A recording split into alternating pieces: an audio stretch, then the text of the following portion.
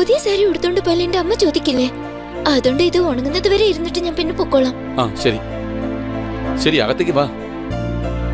വാ സന്ധ്യ, പോയി ആദ്യം തല ഉടക്കേ. അതിതാ